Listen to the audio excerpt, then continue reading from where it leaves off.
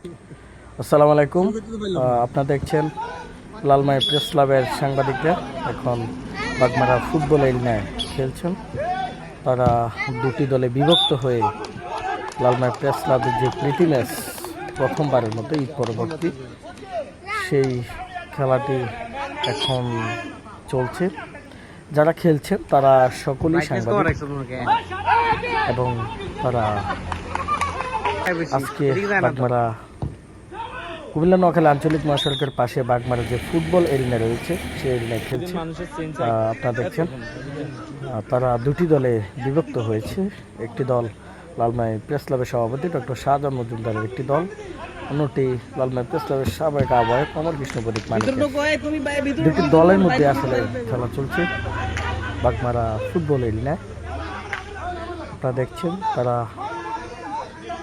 10টায় খেলা শুরু করেছে। খেলাটি 1 ঘন্টা চলবে, 30 মিনিট করে।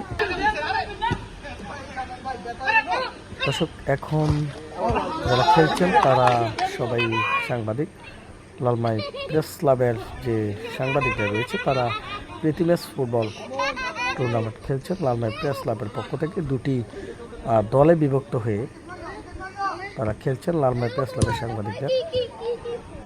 আজকের খেলাটি লালমাই প্রেস ক্লাবের সাংবাদিকদের জন্য স্পন্সর করেছেন Bagmara football arena and playground এবং এসকে এন্টারপ্রাইজ। আপনারা দেখছেন যে সাংবাদিকরা খেলছেন। তারা আসলে অনেকেই প্রথমবারের মতো প্রায় 15-20 বছর পর, অনেকেই আবার 7-8 বছর পর খেলছেন। সবাই আসলে পেশাদার খেলোয়াড় না।